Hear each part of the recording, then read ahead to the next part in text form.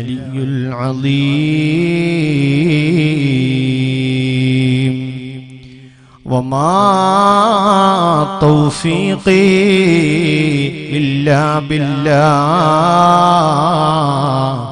عليه توكلت وإليه أنيب رب اشرح لي صدري ويسر لي أمري واحلل عقدة من لساني يفقه قولي الصلاة والسلام عليك يا سيدنا يا رسول الله الصلاة والسلام عليك يا سيدنا يا حبيب الله الصلاة والسلام عليك يا سيدنا يا نبي الله أعوذ بالله من الشيطان الرجيم بسم الله الرحمن الرحيم كل نفس ذائقة الموت وإنما توفون أجوركم يوم القيامة وإنما توفون أجوركم يوم القيامة فمن زحزح عن النار وأدخل الجنة فقد فاز وما الحياة الدنيا إلا متاع الغرور പരിശുദ്ധ ഖുർആനിൽ قال الله عز وجل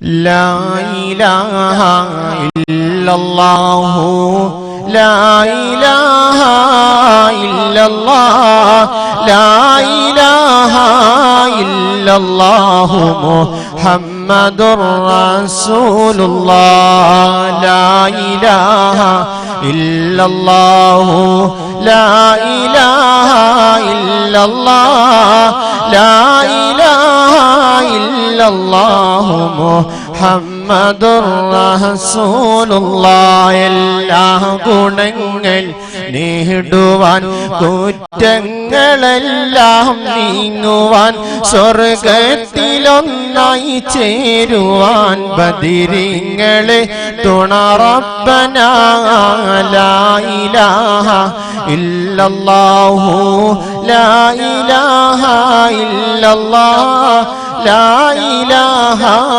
إلا الله محمد رسول الله ദാഹമോ തത് കൂട്ടിടും ഇബ്ലീസ് കൂസിനെ കാട്ടിടും നേരം ലഈനവനാട്ടുവാൻ ബദരീങ്ങളെ തുണ റബ്ബനാ ലാ ഇലാഹ ഇല്ലല്ലാഹു ലാ ഇലാഹ ഇല്ലല്ലാഹു لا إله إلا الله محمد رسول الله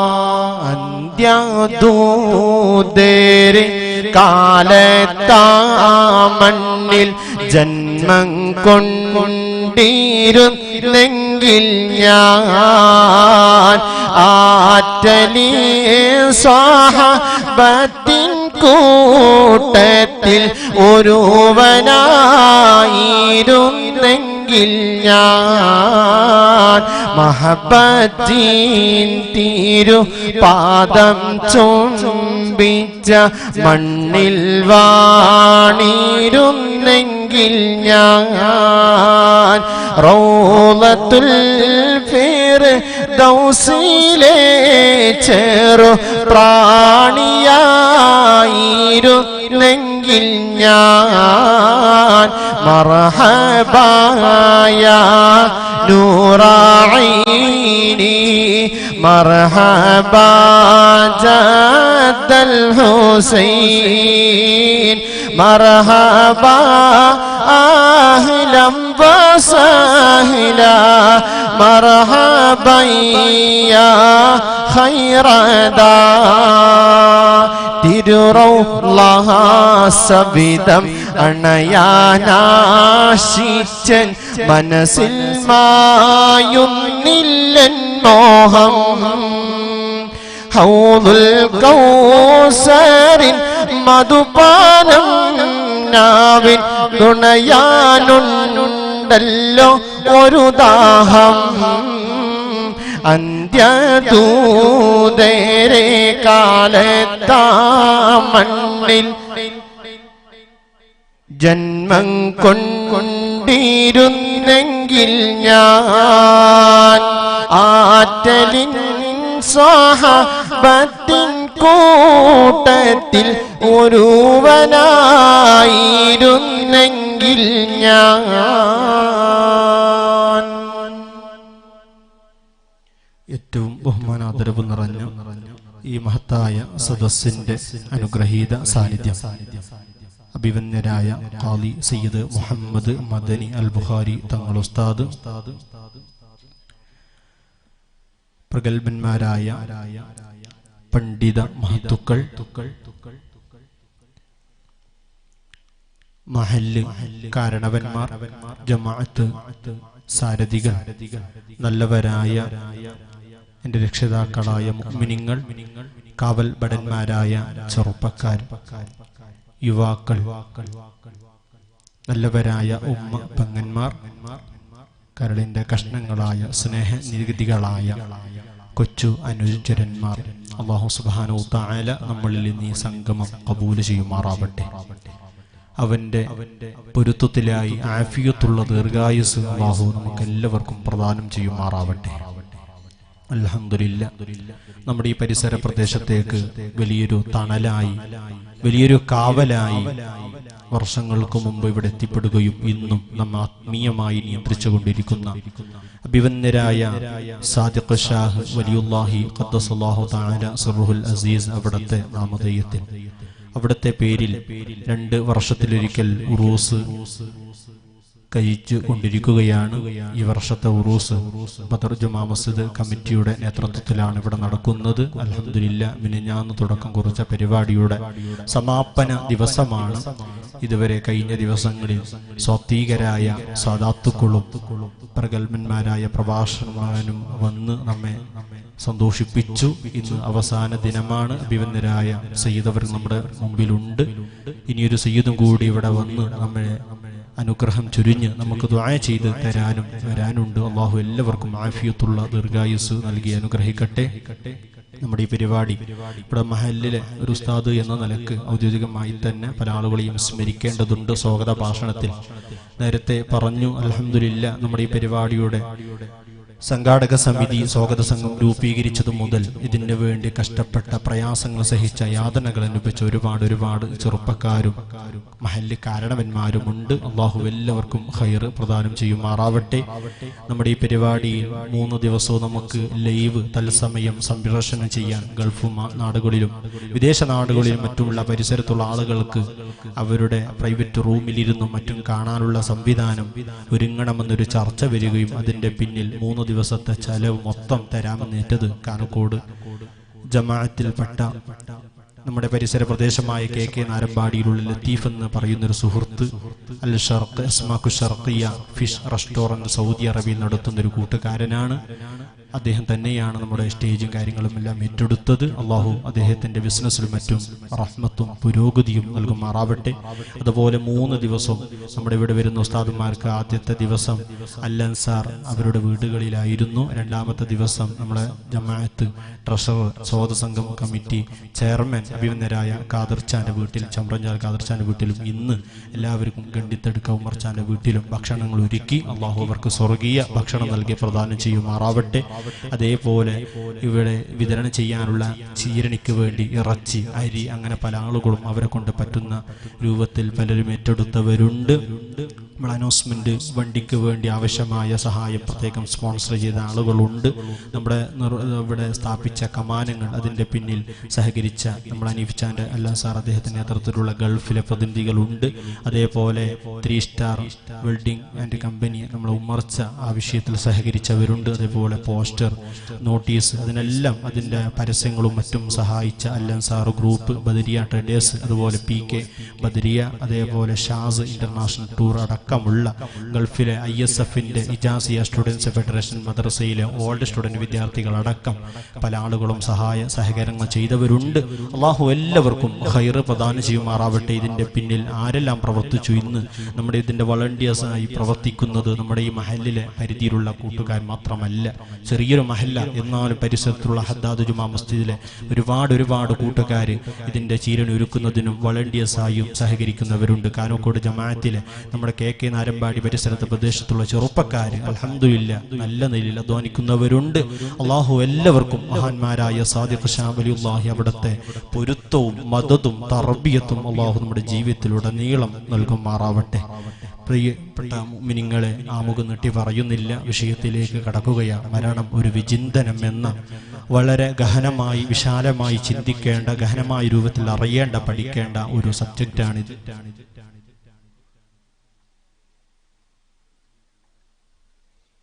അതുപോലെ പരിമിതമായ സൗകര്യങ്ങൾ നമ്മുടെ ജമാഅത്ത് ഭാരവാഹികളും മറ്റും ആവശ്യമായ സഹകരണം ഒരുക്കിയിട്ടുണ്ട്. എന്നാലും പരിസരത്തുള്ള ആളുകളെല്ലാം നമ്മുടെ ഈ മജ്ലിസിന്റെ ബറക്കത്ത് കരഗതമാക്കാൻ വേണ്ടി വന്നതുകൊണ്ട് പല ആളുകളും നിൽക്കുന്നതായി കാണുന്നു. നമ്മുടെ ചെറിയ മക്കളെ ആശിക്കലൊന്ന് വെച്ചിട്ട് നമ്മളതാ പിന്നിലുള്ള ആളുകൾക്കൊന്ന് സഹകരിച്ചു കൊടുക്കുക. അല്ലെങ്കിൽ ഒരു കസേര 2 പേര് മറ്റോ ഇരുന്ന് നമ്മൾ ഒരുപാട് ആളുകൾ ബാക്കിൽ നിൽക്കുന്നവരുണ്ട്. ഒറ്റപ്പെട്ട കസേരകൾ ഇടയിൽ മറ്റോ ഒഴിവ് കിടക്കുന്നുണ്ടെങ്കിൽ നിങ്ങൾ അറിവിലുണ്ടെങ്കിൽ ഒന്ന് സംഘാടകരെ ബന്ധപ്പെട്ട് അതൊന്ന് പിന്നിലേക്ക് എത്തിക്കാനോ അല്ലെങ്കിൽ ആളുകൾ ഇങ്ങോട്ട് ഇരുത്താനോ നിങ്ങൾ ശ്രമിക്കണമെന്ന് സാന്ദർഭികമായി അറിയിക്കുന്നു.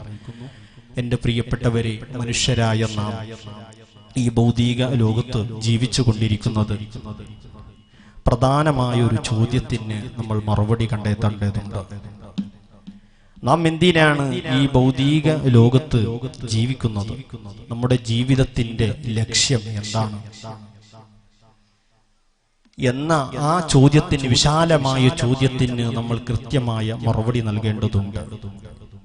പടിഞ്ഞാറൻ കടലിലെ തിരമാലകളോട് മല്ലടിച്ച് ഏത് സമയവും ആ അന്തരാളങ്ങളിൽ കടലിന്റെ വിശാലമായ തിരമാലകൾക്കിടയിൽപ്പെട്ട് ഏത് സമയത്തും ജീവൻ നശിച്ചു പോകുമെന്ന ആശങ്കയുണ്ടെങ്കിലും ആ തിരമാലകളോട് മല്ലടിച്ച് മത്സ്യത്തൊഴിലാളിയായി ജീവിക്കുന്ന ഒരു കൂട്ടുകാരനെ സമീപിച്ചിട്ട്, എന്തിനാണ് മോനെ ഈ മരണത്തിന് മുന്നിൽ നീ വിശാലമായ അനന്തസാഗരമാകുന്ന ഈ അറബിക്കടലിൽ ജോലിയെടുക്കുന്നത്, തൊഴിൽ ചെയ്യുന്നത് എന്തിനാണ് എന്നൊരാൾ ചോദിച്ചാൽ ആ മത്സ്യത്തൊഴിലാളിയുടെ റീപ്ലൈ, പ്രതികരണം എന്തായിരിക്കും? അല്ല ഉസ്താദ്, ജീവിക്കണ്ടേ ഉസ്താദേ?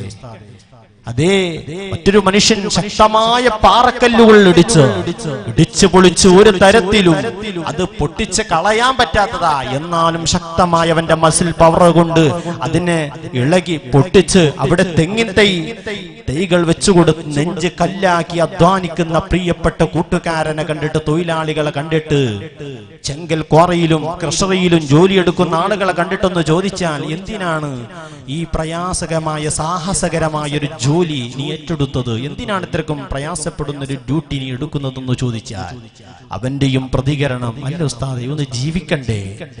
പോരാ, കുടുംബവും നാടും വീടും ആരോഗ്യക്കാലും ജീവിതത്തിന്റെ മുഖ്യ ഭാഗങ്ങളും എല്ലാം താൽക്കാലികമായി ഉപേക്ഷിച്ചുകൊണ്ട് അറബ് നാടുകളിൽ, വിദേശ രാഷ്ട്രങ്ങളിൽ ജോലി ചെയ്യുന്ന പ്രിയപ്പെട്ട കൂട്ടുകാരുണ്ട്. ആ സമയങ്ങളിൽ കഷ്ടപ്പെടുന്ന ഭാര്യ നാട്ടിലുള്ളവർക്ക് വേണ്ടി ഏതു സമയത്തും കഷ്ടപ്പെട്ട് ജീവിക്കുന്ന പ്രവാസികളായ കൂട്ടുകാരെ കണ്ടൊന്ന് ചോദിച്ചാൽ, എന്തിനാണ് മോനെ എത്രക്കും പ്രയാസപ്പെട്ടുകൊണ്ട് നിന്റെ ജീവിതത്തിന്റെ ആരോഗ്യകാലം ഏറ്റവും മെജോറിറ്റി ഭാഗം ഭൂരിപക്ഷ സമയങ്ങളും നീ ഈ തരത്തിൽ ഉപയോഗപ്പെടുത്തിയിട്ട് വിദേശത്ത് എന്തിന് കഴിയണമെന്ന് ആ മനുഷ്യനോട് ചോദിച്ചാൽ അവന്റെയും മറുപടി ജീവിക്കണ്ടേ. എന്നാൽ നമ്മൾ ജീവിക്കുന്നു, എന്നാൽ ഇതിന്റെ പിന്നിലൊരു ചോദ്യം, നമ്മൾ എന്തിന് ജീവിക്കുന്നു, നമുക്ക് എത്രമാത്രം ഈ ജീവിതം ഉപകരിക്കുന്നു എന്ന ലക്ഷ്യത്തിന് ആൻസർ നമുക്ക് കണ്ടെത്താൻ കഴിഞ്ഞിട്ടുണ്ടോ? ശിഷ്ടകാലം നമ്മുടെ ജീവിതം മത്സ്യത്തൊഴിലാളിയായി, കരിങ്കൽ തൊഴിലാളിയായി, പ്രവാസിയായി, മറ്റുള്ള മേഖലയിൽ നമ്മൾ ഡ്യൂട്ടി ഏറ്റെടുക്കുന്നു.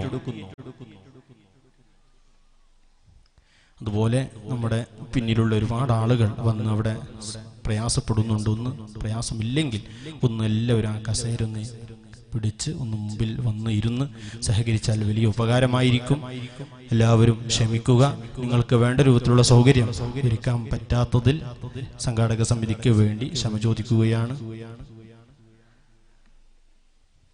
എന്റെ പ്രിയപ്പെട്ട മുഅ്മിനീങ്ങളെ, ഞാൻ പറഞ്ഞു വന്നത്, ഈ പ്രസംഗിക്കുന്ന ഞാൻ, അതേപോലെ കേൾക്കുന്ന നിങ്ങളും ഏത് സമയത്ത് മരിക്കുന്നു എന്ന് നമുക്കൊരാൾക്കും പറയാൻ ഗ്യാരണ്ടിയില്ല. ഏത് സമയത്തും റബ്ബിന്റെ സവിധത്തിലേക്ക് യാത്ര പോവേണ്ടവരാ.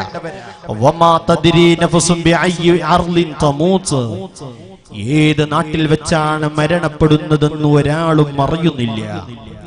എന്റെ പ്രിയപ്പെട്ട മുഅ്മിനീങ്ങളെ, കഷ്ടപ്പാടുകളും പ്രയാസങ്ങളും സഹിച്ച് നമ്മൾ ഏത് ജോലി ഏറ്റെടുക്കുന്നുണ്ടെങ്കിലും അതിന്റെ പിന്നിലുള്ള നമ്മുടെ ഭൗതികമായ ലക്ഷ്യം നല്ലൊരു വീട് വേണം, സഞ്ചരിക്കാൻ നല്ലൊരു വാഹനം നമുക്ക് വേണം, എനിക്ക് നാട്ടിൽ ഒരുപാട് പറമ്പുകൾ വേണം, എനിക്ക് എന്നെ സന്തോഷിപ്പിക്കുന്ന ഭാര്യയും മക്കളും എനിക്ക് വേണം. എന്നാൽ നമ്മൾ കഷ്ടപ്പെട്ട് പ്രവാസിയായി, മത്സ്യത്തൊഴിലാളിയായി, കരിങ്കൽ തൊഴിലാളിയായി, ഏത് മേഖലയിലും ജോലിയെടുത്ത് കഷ്ടപ്പെട്ട് സാഹസികമായി നേടിയെടുത്ത വീട്, നല്ല ഗ്രാനൈറ്റും മാർബിളുകളും ടൈൽസുകളും വിരിച്ച വീട്, നമുക്കൊരു സമയം ഒരു സുപ്രഭാതത്തിൽ അത് നമുക്ക് അവകാശമല്ലാതെയായി മാറുന്നുണ്ട്. ഏത് സമയത്തും നമ്മൾ വളരെ താല്പര്യത്തോടുകൂടെ നല്ല ഒരുക്കത്തോടുകൂടെ നമ്മൾ സഞ്ചരിച്ചുന്ന കാറ് നമുക്ക് അന്യമായി മാറുന്നു. നമ്മുടെ ഭാര്യ, നമ്മുടെ എല്ലാമായ ഭാര്യ മറ്റൊരു ഭർത്താവിന്റെ കീഴിലായി ജീവിക്കേണ്ട ഒരു അവസ്ഥ വരുന്നു. അങ്ങനെ ഏത് സമയത്തും നമ്മൾ അല്ലാഹുവിന്റെ സവിധത്തിലേക്ക് കടന്നു പോവേണ്ടവരാണ്. നമ്മുടെ ആ സുന്ദരമായ വീട്ടിൽ നിന്ന് ഏത് സമയത്തും നമുക്ക് കണക്ഷൻ വിച്ഛേദിക്കാൻ, ബന്ധമില്ലാതായി മാറുന്ന, ഒരു അവകാശവും ഇല്ലാതെയായി മാറുന്ന ചില സാഹചര്യങ്ങളുമുണ്ട്. ഏത് സമയത്താ പടച്ച റബ്ബ് നമ്മുടെ ആയുസ് തിരിച്ചു പിടിക്കുന്നതെന്ന് പറയാൻ ഒരാൾക്കും ഗ്യാരണ്ടി ഇല്ല, ഒരാൾക്കും പറയാൻ കഴിയൂല. ഏത് സമയത്തും അല്ലാഹു നമ്മുടെ റൂഹിനെ പിടിക്കുകയാ.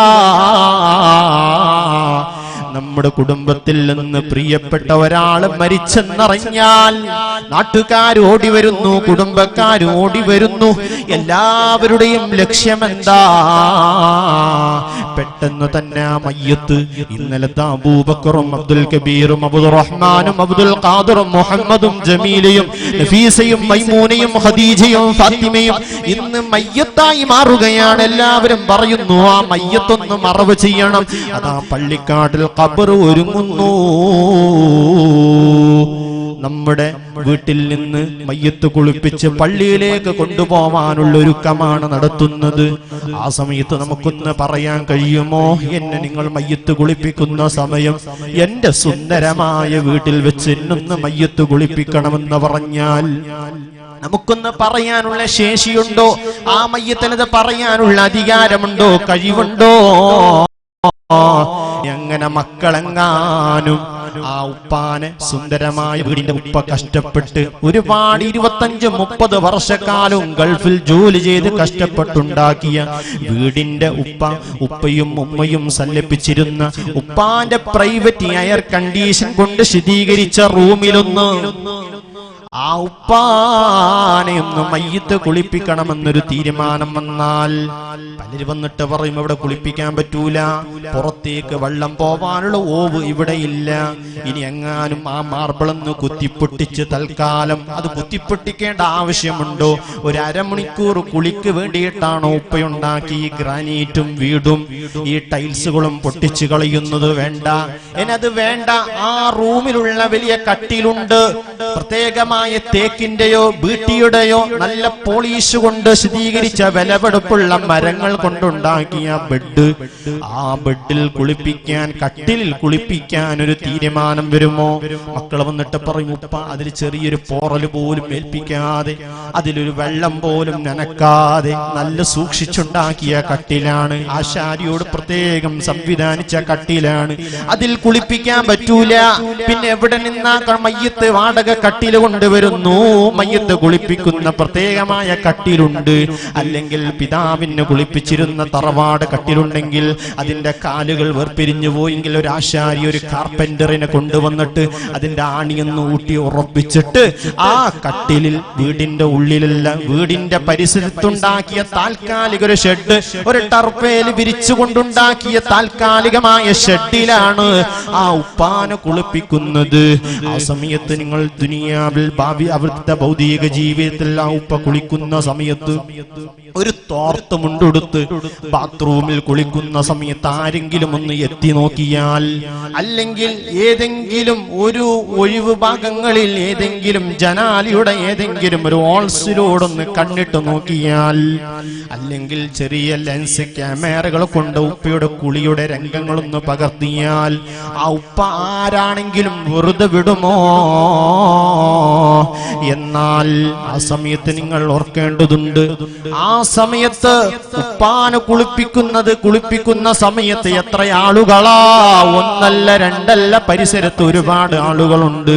ഉപ്പയുടെ ഔറത്തിന്റെ ഭാഗത്ത് കേവലം ഒരു തുണിശീല കൊണ്ട്, കേവലം ഒരു ഉടുത്തുണി കൊണ്ട് മാത്രം മറച്ചിരിക്കുന്നു. ഉപ്പാക്ക് പ്രതികരിക്കാൻ കഴിയുന്നില്ല. അങ്ങനെ ഉപ്പാന മയ്യത്ത് കുളിപ്പിച്ചിട്ട് പ്രത്യേകം ശ്രദ്ധിക്കണം. ഇവിടെ പല ആളുകളും ചുടുവെള്ളം കൊണ്ടാണ് കുളിപ്പിക്കുന്നത്. ഇസ്ലാമിൽ ഒരിക്കലും ചുടുവെള്ളം കുളിപ്പിക്കാനല്ല പ്രാധാന്യം കൊടുക്കുന്നത്.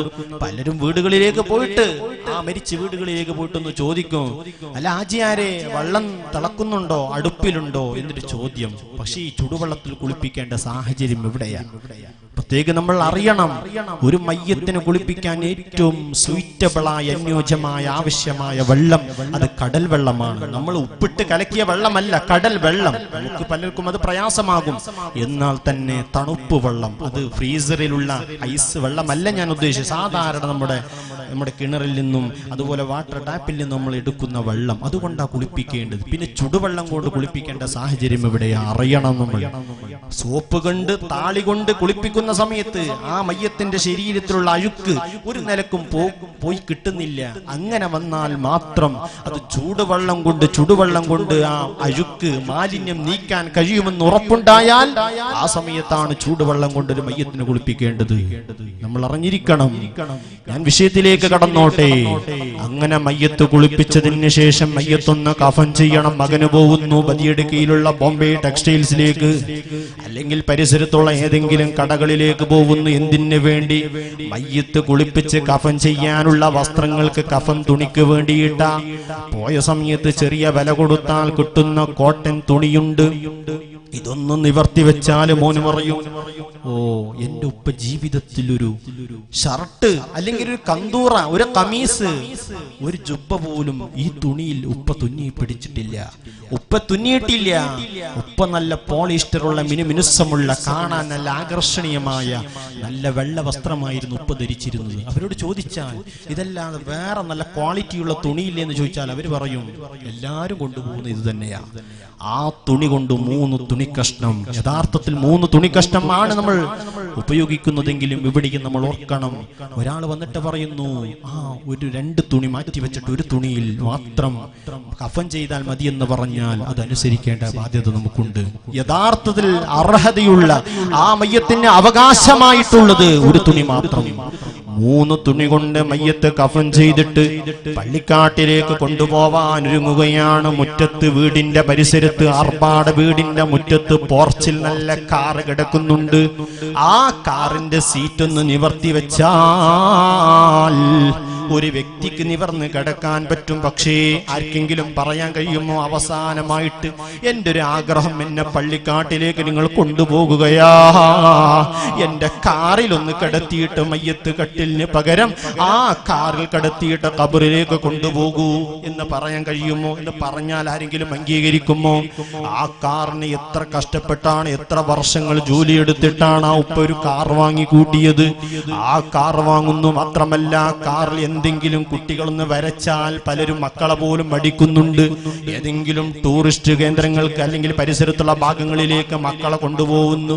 ഇടയ്ക്ക് വെച്ച് ഉപ്പയോട് ഉപ്പാ ഐസ്ക്രീം വേണമെന്ന് പറഞ്ഞാൽ നല്ല ഐസ്ക്രീം വാങ്ങിക്കൊടുക്കും.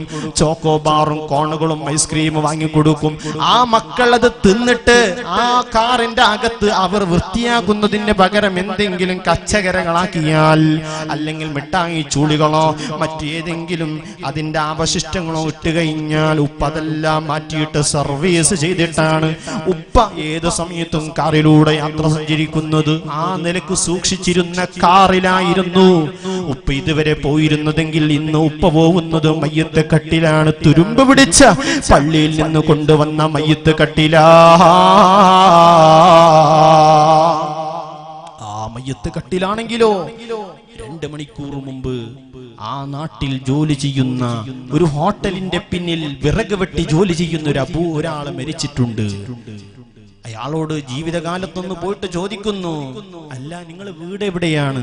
എന്റെ വീട് തമിഴ്നാടാണ്, അണ്ണാച്ചിയാണ്. അല്ലെങ്കിൽ എന്റെ നാട് ബംഗാളിലാണ്, അല്ലെങ്കിൽ ഞാൻ കർണാടകക്കാരനാണെന്ന് പറയും. പേരെന്താ? അബൂബക്കർ. നമ്മൾക്ക് മനസ്സിലാവുന്നു പേര് കേൾക്കുമ്പോൾ ഒരു മുസ്ലിമാണ്, പക്ഷെ ജീവിതത്തിൽ കുളിച്ചിട്ടുണ്ടാവൂല, മുടി ജട പിടിച്ചിട്ടുണ്ട്, ശരീരം മൊത്തം അഴുക്കാണ്, കാണാൻ പോലും ഒരു നമുക്ക് അലോസരമായി തോന്നുന്ന പ്രാകൃത രൂപമുള്ളൊരു മനുഷ്യൻ. ഈ മനുഷ്യൻ മരിച്ചു കഴിഞ്ഞാൽ ആ നാട്ടിലുള്ള ഖബർസ്ഥാനിലാണ് മറവ് ചെയ്യുന്നത്. ആ സമയത്ത് നാട്ടുകാരെല്ലാം വന്നിട്ട് മയ്യത്ത് കുളിപ്പിക്കുന്നു, കഫൻ ചെയ്യുന്നു. ഇതേ മയ്യത്ത് കട്ടിലാണ് പള്ളിയിലേക്ക് കൊണ്ടുപോയത്. ആ മയ്യത്ത് കട്ടിലൊന്ന് കഴുകിയിട്ടു പോലുമില്ല. 1 മണിക്കൂർ കഴിഞ്ഞിട്ടാണ് ഈ നാട്ടിലെ ഹാജിയാരി മരിക്കുന്നത്. ജീവിതത്തിൽ അത്ര ശുദ്ധിയോട് വൃത്തിയോട് ജീവിച്ച് ഈ മനുഷ്യനെയും കൊണ്ടുപോകുന്നത്. നേരത്തെ അബൂബക്കർ എന്ന് പറയുന്നൊരു അണ്ണാച്ചിയായ മനുഷ്യനെ കൊണ്ടുപോയതേ മയ്യത്ത് കട്ടിലാണ്. ഖബറിലേക്ക് നമ്മൾ എടുത്തു വെക്കുന്നു. എന്റെ പ്രിയപ്പെട്ടവരെ, ഓരോ സമയങ്ങളും നമ്മൾ പ്രത്യേകം അറിയേണ്ടതുണ്ട്. അല്ലാഹു സുബ്ഹാനഹു വ തആല നമുക്ക് നൽകിയ അവസരങ്ങൾ അല്ലാഹുവിനെ ധിക്കരിച്ചുകൊണ്ട് നമ്മൾ നടക്കുന്നവരാണോ? പൂർണ്ണമായ ബോധം നമുക്ക് വേണം.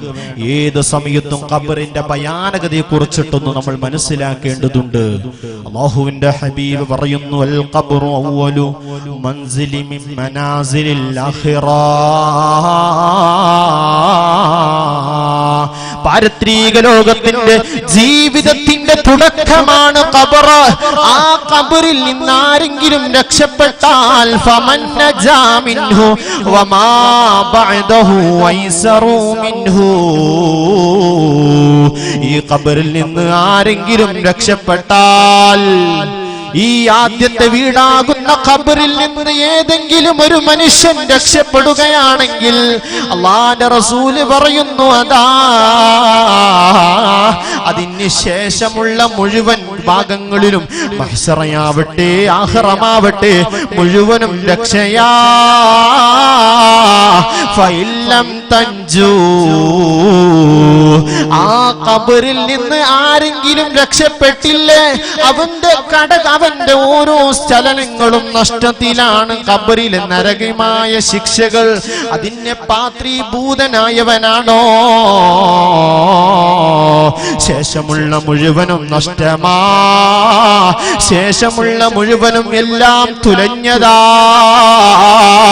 അവന് സ്വർഗമല്ല, അവന് നരകത്തിന്റെ അവകാശിയാ. അല്ലാഹുവിന്റെ ഹബീബ് മുഹമ്മദുർ റസൂലുള്ളാഹ് പറയൂ മുഅ്മിനീങ്ങളെ, മുഹമ്മദുർ റസൂലുള്ളാഹ് സ്വല്ലല്ലാഹു അലൈഹി വസല്ലം തങ്ങളാ പറയുന്നത്, ആ ഖബറിൽ നിന്ന് ആരെങ്കിലും രക്ഷപ്പെട്ടാൽ കേട്ടാൽ അവന്റെ ശേഷമുള്ളത് മുഴുവനും രക്ഷയാ. സ്വർഗം കൊണ്ട് സന്തോഷ വാർത്ത അറിയിച്ച, സ്വർഗത്തിൽ എന്റെ കൂട്ടുകാരെന്ന് വിശേഷണം നൽകിയ മഹാനായ ഉസ്മാൻ ഇബ്നു അഫ്ഫാൻ റളിയല്ലാഹു തആല അൻഹു ആ ഖബർ കാണുമ്പോ പൊട്ടിക്കരയുമായിരുന്നു. ഉസ്മാൻ തങ്ങളല്ലേ ഖബറിന്റെ ഭയാനകതയെ കുറിച്ച് നമുക്ക് മനസ്സിലാക്കി തന്നത്. എന്റെ പ്രിയപ്പെട്ടവര്, നിങ്ങൾക്കറിയുമോ, ഒരാളെ ഖബറിൽ മണ്ണിട്ട് മൂടി എല്ലാം കഴിഞ്ഞവൻ പിരിഞ്ഞു പോയാൽ, അവൻ പിരിയട്ടെ പിരിയാതിരിക്കട്ടെ, അവിടെ നിന്നാലും ഇല്ലെങ്കിലും ആ ഖബറിനൊരു പതിവുണ്ട്. നമ്മൾക്കറിയണം, മനസ്സിലാക്കണം. ഖബറിൽ ഏത് മുഅ്മിനീങ്ങളും അനുഭവിക്കുന്ന ചില സന്തതികളുണ്ട്. അത് നമ്മൾ മനസ്സിലാക്കണം. അതിൽ മുഅ്മിന് ഒഴിവല്ല. അവൻ തങ്ങളാവട്ടെ, അവൻ ഔലിയാവട്ടെ, അവൻ വലിയ പണ്ഡിതാവട്ടെ, അവൻ കാഫിറാവട്ടെ, കുട്ടിയാവട്ടെ, നാട്ടിലെ വലിയ പ്രമാണിയാവട്ടെ, പൊളിറ്റിക്കൽ ലീഡറാവട്ടെ, ഏത് മനുഷ്യനായാലും ആ ഖബർ നമ്മെ പിടിച്ചിട്ടൊന്ന് കുലുക്കുന്നു. ഒരാളും രക്ഷപ്പെടാതൊരു സമയമാ. അതിന് മഹാന്മാര് പറയുന്നു, ലഗ്തത്തുൽ ഖബർ. ഖബറിന്റെ രണ്ട് ഭാഗങ്ങളും പിടിച്ചിട്ടൊന്ന് കുലുക്കുകയാ. നമ്മുടെ രണ്ട് വാരിയല്ലുകളും കൂട്ടിയിണങ്ങുന്നു. തമ്മിൽ കോർക്കപ്പെട്ടുകൊണ്ട് രണ്ട് വാരിയല്ലുകൾ അത് പൊടി പൊടിയാവുകയാ. ഈ ശബ്ദം മനുഷ്യരല്ലാത്ത എല്ലാ ജീവികൾക്കും അല്ലാഹു കേൾപ്പിക്കുന്നുണ്ട്. നിങ്ങൾക്കറിയുമോ, ഇന്ന് ലോകത്ത് നിലനിൽക്കുന്ന 165 കോടി മുസ്ലിങ്ങളെ മനസ്സാകുന്ന മാണിക്യ കൊട്ടാരത്തിലെ തുല്യതയില്ലാത്ത ചക്രവർത്തി മുഹമ്മദുർ റസൂലുള്ളാഹ് സല്ലല്ലാഹു അലൈഹി വസല്ലമ തങ്ങളുടെ പ്രിയപ്പെട്ട മകളായ സൈനബ ബീവി റളിയല്ലാഹു തആല മരണപ്പെട്ട സമയത്ത് റസൂലുള്ളാഹ് പ്രിയപ്പെട്ട മകളുടെ മയ്യത്ത് കൊണ്ടുപോകുന്നു. മയ്യത്ത് ഖബറിലിട്ട് മണ്ണിട്ട് മറമാട് ചെയ്യുന്നു. എല്ലാം പൂർത്തിയായിട്ട് അല്ലാഹുവിന്റെ റസൂല് ആ ഖബറിനരികിലേക്ക് നിൽക്കുമ്പോൾ റസൂലുള്ളാഹ് കരയുകയാ. റസൂലുള്ളാഹിന്റെ കണ്ണിൽ നിന്ന് വെള്ളം വരുന്നു. താടിയിലൂടെ വെള്ളം ഒലിച്ചു പോകുന്നു. ആ സമയത്ത് സഹാബത്ത് ചോദിക്കുന്നു, യാ റസൂലല്ലാഹ്, നബിയേ, അങ്ങെന്തിനാണ് കരയുന്നത് നബിയേ? റസൂലുള്ളാഹ് പറയുന്നു, സഹാബാ, എന്റെ പ്രിയപ്പെട്ട ചെറിയ കുഞ്ഞുമോളായ സൈനബ ബീവി റളിയല്ലാഹു തആല അൻഹ ഞാൻ കൊണ്ടുപോയിട്ട് ഉപ്പയാകുന്ന ഞാൻ എന്റെ കൈ കൊണ്ട് ഖബറിൽ എടുത്ത് വെച്ച് മണ്ണിട്ട് മൂടി ഞാൻ പരിസരത്ത് നിൽക്കുമ്പോ അതാ ആ ഖബർ രണ്ട് ഭാഗത്ത് നിന്നും ഇളകുന്നു. അതിന്റെ മതില് കൊണ്ട് രണ്ട് ഭാഗത്തും കൂട്ടിയിളക്കുന്നു. എന്റെ പ്രിയപ്പെട്ട മകളായ സൈനബയെ ഒന്ന് കൂട്ടി അരച്ച സമയത്ത് എന്റെ കുഞ്ഞുമോളുടെ എല്ലുകൾ പൊടുപൊടിയാകുന്ന ശബ്ദം ഞാൻ കേട്ടതാ. സഹാബത്ത് ചോദിക്കുന്നു, യാ റസൂലല്ലാഹ്, അങ്ങയുടെ മകളായ തെറ്റുപോലും ചെയ്യാതെ പ്രിയപ്പെട്ട സൈനബക്ക് പോലും ആ ഖബർ ഇടുക്കിയിട്ടുണ്ടോ നബിയേ?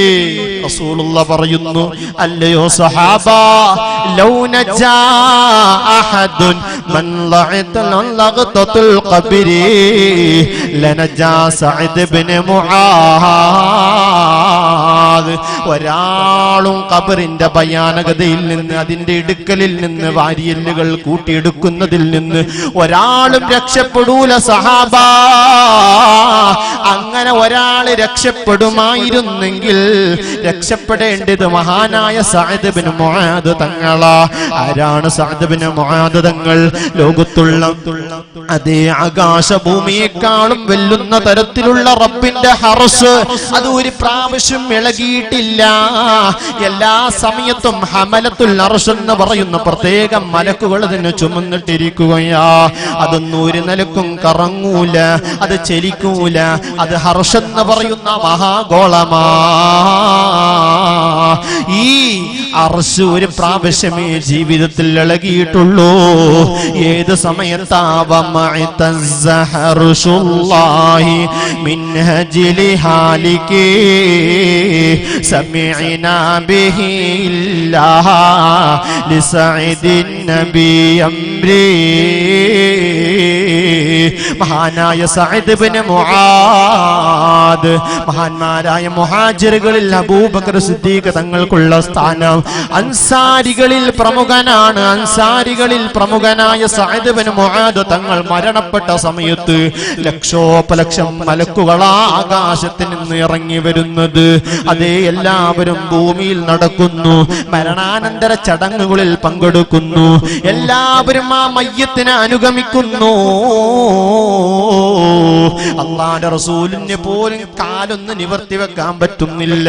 പെരുവിരൽ കൊണ്ട് കുത്തി കുത്തിയിട്ട് ആ റസൂലുള്ള പോകുന്നത്. സഹാബത്ത് ചോദിക്കുന്നു, നബിയേ എന്തിനാണ് ഇങ്ങനെ നടക്കുന്നതെന്ന് ചോദിക്കുമ്പോ റസൂലുള്ളാഹിന്റെ മറുപടി, അല്ലയോ സഹാബാ, സഅദ് ഇബ്നു മുആദ് തങ്ങൾ വഫാത്തായ സമയം ലക്ഷോപലക്ഷം മലക്കുകളാ കടന്നു വന്നത്. മരണാനന്തര ചടങ്ങുകളിൽ പങ്കെടുക്കുകയാ. ഇത്രക്കും മഹത്വമുള്ള നേതാവാണ് സഅദ് തങ്ങൾ. ആ സഅദ് തങ്ങളെ പരിശുദ്ധമായ അവിടുത്തെ ശരീരം റസൂലുള്ളാഹിന്റെ പുണ്യകരങ്ങൾ കൊണ്ട് ഖബറിൽ എടുത്തു വെക്കുന്നു. അല്പം കഴിഞ്ഞപ്പോൾ റസൂലുള്ളാഹിന്റെ മുഖത്തിന് പാപപ്പകർച്ച വരുന്നു. അവിടുത്തെ കണ്ണിൽ നിന്ന് ധാരധാരയായി കണ്ണുനീര് വരുന്നു. റസൂലുള്ളാഹി സഹാബത്തിനോട് പറയുന്നു, സഹാബാ ഇസ്തിഗ്ഫാർ പറയൂ, സഹാബാ ദിക്ർ പറയൂ, തസ്ബീഹ് പറയൂ, സഹാബാ. അല്പസമയം കഴിയുമ്പോൾ റസൂലുള്ളാഹിക്ക് സമാധാനമാകുന്നു. റസൂലുള്ളാഹിന്റെ പ്രിയപ്പെട്ട സഹാബിയായ സഅദ് ഇബ്നു തങ്ങളെ പോലും ആ ഖബറിൽ എടുത്തു വെച്ച സമയം ആ ഖബർ പിടിച്ചു കുലുക്കുകയാ. ഏത് മനുഷ്യനെയും ആ ഖബർ വിട്ടുപോകുന്നില്ല, ഒരാളെയും ഒഴിവാക്കുന്നില്ല. ആ ഖബർ അതേ സഅദ് തങ്ങൾക്ക് പോലും ആ നിലക്കുള്ള ശിക്ഷകൾ, അത് നിലക്കുള്ള കഠിനമായ രൂപത്തിലുള്ള പിടിച്ചു കുലുക്കൾ നടത്തുന്നുണ്ട്. ഇവിടെ നമുക്കറിയണേ, തെമ്മാടികൾക്ക് സ്വാലിഹീങ്ങളായ ആളുകളെ രണ്ടുപേരെയും, അതേ തെമ്മാടികളെയും സ്വാലിഹീങ്ങളായ അള്ളാഹുവിന്റെ ഇഷ്ടദാസന്മാരായ ആളുകളെയും ഒരുപോലെയല്ല ഖബർ പിടിച്ചു കുലുക്കുന്നത്. തെമ്മാടികളാണോ മരണപ്പെട്ടതെങ്കിൽ ഖിയാമത്ത് നാൾ വരെ രണ്ട് വാരിയലുകൾ കൂട്ടി പൊടിച്ച് പൊളിക്കുകയാ, ഇടുക്കി മുറുക്കുകയാ. സ്വാലിഹീങ്ങളാണോ ഒരു പിടുത്തം പിന്നൊരു വിടലുമാണ്. അല്ലാഹു നമ്മളെ സ്വാലിഹീങ്ങളിൽ കൂട്ടത്തിൽ ഉൾപ്പെടുത്തട്ടെ. ഇതെല്ലാം മഹാനായ ഇമാം സുയൂത്തി തങ്ങൾ അവിടുത്തെ ശർഹ് സുദൂറിൽ വിവരിച്ചു തരുന്നുണ്ട്. ആ ഖബറിന്റെ ഭയാനകത വല്ലാത്തതാ. പരംവിധി ചുമ്മാ വിട്ട് ചുങ്കിൽ നടക്കുന്ന ശുജാഅത്ത് നമുക്കുണ്ട് നാട്ടിലെ. കഥയെന്തെന്നറിവുണ്ടോ നാളെ കിടക്കുന്ന ഖബറെന്ന ഭയങ്കര വീട്ടിലെ. ഖബറെന്ന ഭയങ്കര വീട്ടിലെ. വീട്ടിലെ മെത്ത പിരിഞ്ഞു നമുക്ക് കാട്ടിലാറടി മണ്ണാണ്. ചേലിൽ ചെന്ന് കിടക്കണ നമ്മുടെ മേലെ വരുന്നത് കല്ലാണ്. ഇലയുന്നൽ തണ്ണീരേതും ചേർത്ത് മണ്ണതിനാല് അടവാക്കും വിടവിനെ ബാറിലേ. കനമേറും വീതം കല്ലും മണ്ണും അതിൽ മീതെ മറമാടും ഖബർ ബഹജോറിലേ. മറമാടും ഖബർ ബഹജോറിലേ. പരംവിധി ചുമ്മാ വിട്ട് മുൻപിൽ നടക്കുന്ന ശുജാഅത്ത് നമുക്കുണ്ട് നാട്ടിലെ. കഥയെന്തെന്നറിവുണ്ടോ നാളെ കിടക്കുന്ന ഖബറെന്ന ഭയങ്കര വീട്ടിലെ. ആ 6 അടി മണ്ണിൽ ഖബറെന്ന ഇരുട്ടടിയിൽ നമ്മൾ കിടക്കുന്ന സമയം ഒരേ സമയം വീട്ടിൽ എയർ കണ്ടീഷൻ കൊണ്ട് ശുദ്ധീകരിച്ച വർണ്ണ ശബളമായ മാളിക കൊട്ടാരത്തിൽ സന്തോഷത്തോടെ കിടന്നുറങ്ങിയിരുന്ന നമ്മുടെ മേലെ വരുന്നത് കല്ലാണ്, മണ്ണാ. അന്ന് നമുക്കവിടെ എയർ കണ്ടീഷൻ ഇല്ല, ഫാനിന്റെ ഫെസിലിറ്റി ഇല്ല, ഏതെങ്കിലും കൂട്ടുകാരുടെ നാട്ടുകാരുടെ സഹവാസമില്ല. ആ ഖബറിൽ നമുക്ക് രക്ഷ വേണോ? അല്ലാ, എന്റെ പ്രിയപ്പെട്ട മുഅ്മിനീങ്ങളെ, റബ്ബിനെ പേടിച്ച് ജീവിക്കണം. അല്ലാഹ് പൊരുത്തപ്പെട്ട പ്രവർത്തനങ്ങൾ ജീവിതത്തിൽ ചെയ്യണം. നിന്റെ ഇബാദത്തുകൾ ഒരിക്കലും പിശാചിന് വേണ്ടിയാവരുത്. റസൂലുള്ളാഹി പഠിപ്പിച്ചത് ലാ തഅബുദു ശൈത്താൻ ഇന്നഹു ലകും അദുവ്വുൻ മുബീൻ. ഒരിക്കലും നീ ലഅനത്താക്കപ്പെട്ട ശൈത്താനിനെ ആരാധിക്കല്ലടാ.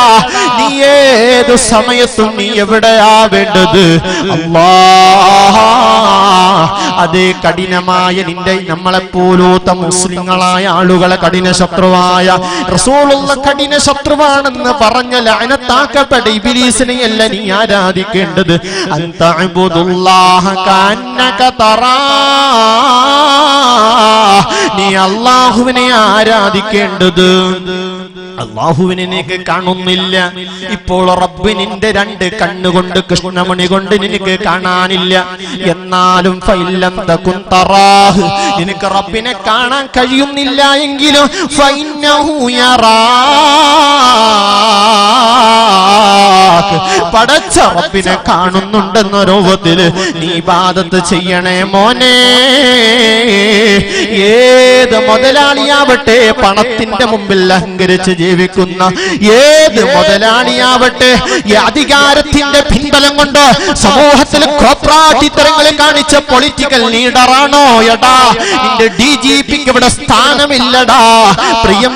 അതുപോലെ പ്രൈം മിനിസ്റ്റർ ആവട്ടെ, DGP ആവട്ടെ, IG ആവട്ടെ, IAS ഉം IPS ഉം IFS പോലോത്ത സിവിൽ മേഖലയിൽ ഉദ്യോഗസ്ഥ തലത്തിലുള്ള ഇന്ത്യ രാജ്യത്തിലെന്നല്ല ലോക തലത്തിലുള്ള മഹോന്നതമായ സ്ഥാനവും പദവിയും അലങ്കരിക്കുന്നവനായാലും എത്ര വലിയ അധികാരത്തിന്റെ അഹങ്കാരം കൊണ്ട് കളിച്ചവനാണെങ്കിലും റബ്ബിന്റെ കോടതിയിൽ കുടുങ്ങിയതാ. നിന്റെ ശരീരം അല്ലാഹ് പിടിച്ചു കുലുക്കുന്നു. മഹ്ശറയാകുന്ന വിശാലമായ ഓരോ വിഷയങ്ങളും വിശാലമായി പറയേണ്ടതായിരുന്നു മുഅ്മിനീങ്ങളെ. അല്ലാഹു സുബ്ഹാനഹു വ തആല നമുക്ക് നൽകിയ അനുഗ്രഹം, അല്ലാഹ് തന്ന കുടിക്കാനുള്ള വെള്ളവും പാനീയങ്ങളും ഭക്ഷിക്കാനുള്ള ഭക്ഷണങ്ങളും ശ്വസിക്കാനുള്ള വായുവും ഓക്സിജനും, അതേ താമസിച്ച് സന്തോഷത്തോടെ സല്ലപിക്കാനും കിടന്നുറങ്ങാനുള്ള പാർപ്പിടങ്ങളും നീ ഉപയോഗപ്പെടുത്തുന്ന സർവ്വതും നീ അല്ലാഹ് പൊരുത്തപ്പെടുന്ന രൂപത്തിലാകണേ. എല്ലാം അല്ലാഹ് തന്നതാണെന്ന ബോധം നിനക്ക് വേണേ. നീ റബ്ബിനെ മറന്നുകൊണ്ട് കളിക്കല്ലടാ. ഏതു സമയത്ത് നിന്നെ റബ്ബ് പിടിക്കുമെന്ന ബോധം വേണേ. അതേ മഹ്ശറയിലേക്ക് ഓരോന്നും വിശാലമായി പറഞ്ഞാൽ സമയം പോരാ. അല്ലാഹു തൗഫീഖ് നൽകിയാൽ വിശാലമായി നമുക്ക് മറ്റൊരവസരത്തിൽ സംവദിക്കാം. അഭിവന്ദരായ സയ്യിദ് ജലാലുദ്ദീൻ തങ്ങൾ ഉസ്താദ് കടന്നു വരുന്നു. ത്വലഅൽ ബദ്റു അലൈനാ മിൻ സനിയാത്തിൽ വദാ വഹജബ ശുക്റു അലൈനാ മാദാ ലില്ലാഹി ദാ.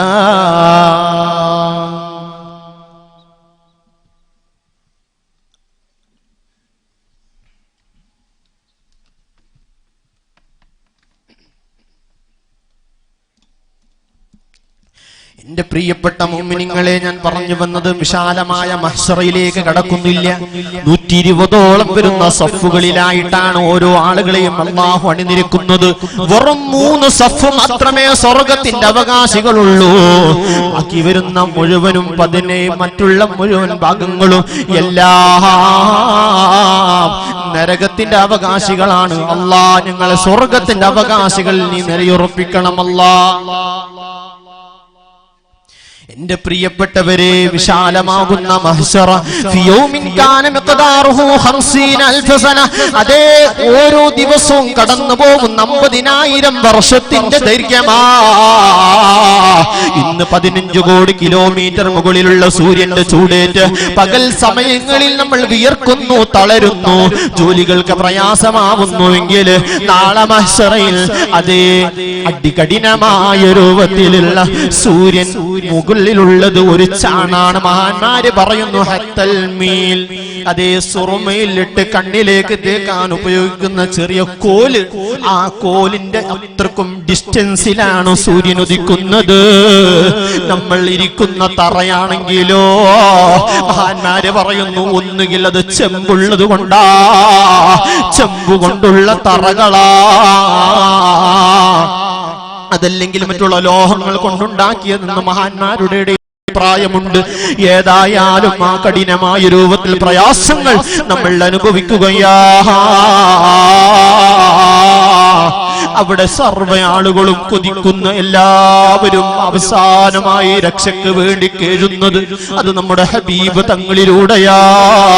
ഉപ്പയായ ആദം നബി മടക്കുന്നു, യൂസുഫ് നബി, മൂസാ നബി, നൂഹ് നബി, ഇദ്രീസ് നബി, സർവ്വ പ്രവാചകന്മാരും മടക്കി അയക്കുമ്പോ അവസാനമായി നമ്മുടെ രക്ഷയ്ക്ക് വേണ്ടി വരുന്നത് അത് ഹബീബുനാ മുഹമ്മദുർ റസൂലുള്ളാഹ് സല്ലല്ലാഹു അലൈഹി വസല്ലമ തങ്ങളാ.